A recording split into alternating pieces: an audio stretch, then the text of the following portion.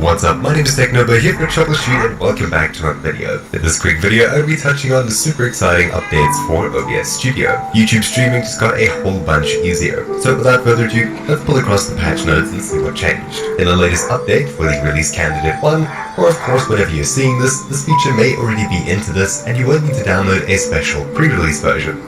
Basically, you can directly link your YouTube account with OBS and you no longer need to use a stream key. When you do, it gives you the ability to schedule streams, change the stream title, description, privacy settings, scheduling streams, and of course much more.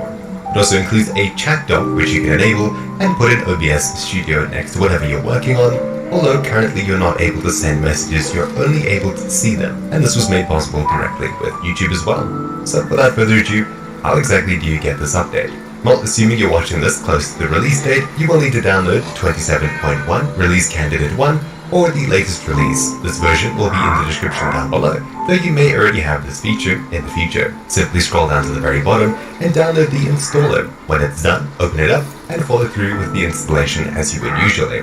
Click Next, choose an install location or leave it as default, and then install. Wait for it to finish, and then click Finish at the bottom when it appears.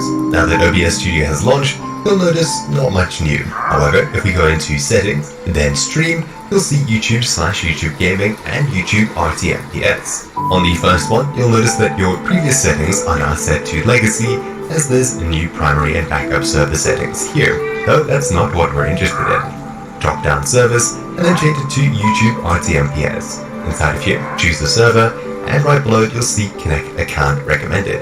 Click this button, and you'll be taken across to a website where you need to sign in. Of course, from here, it's just a simple Google sign-in. Simply allow access, and then close the page when you're signed in. And then immediately you'll notice inside of OBS Studio, exit account followed by your account name. Of course, I'll need to change my streaming settings down here, but for now, I'll leave them as is. Anyways, not much else has changed, other than the new chat window that is now open on your computer. You're able to dock this anywhere by dragging and dropping it into somewhere you'd like.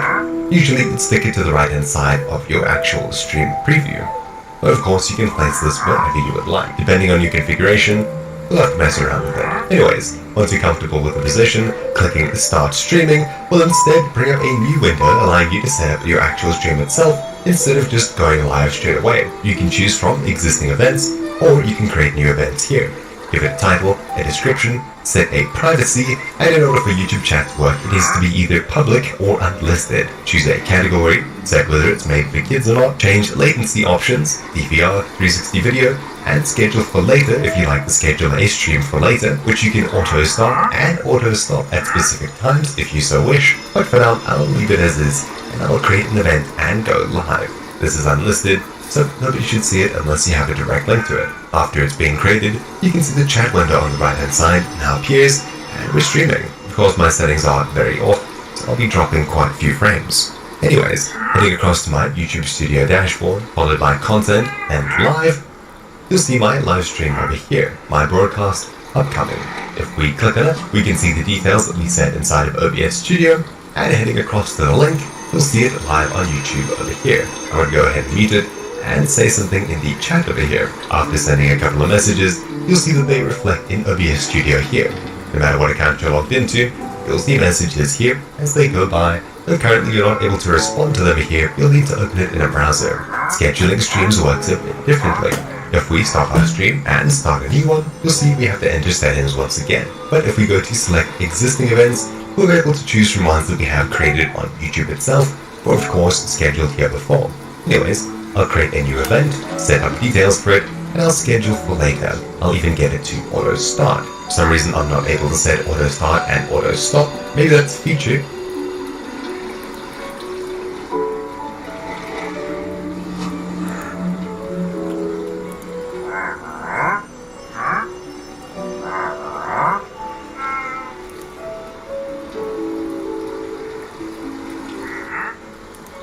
We're going to be utilizing OBS. You want to select stream.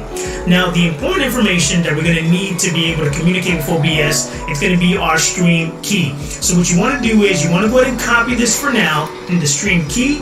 You want to go ahead and order X264 for settings that you should have that okay, and then you stream key. You want to go ahead and copy and paste the stream key that we just got from YouTube, okay, and then you want to come over here to output, and I'm about to show you the best settings that you should have. That way your stream on YouTube looks as crisp as possible. So the very first thing you want to do is at the top, you want to select Advanced.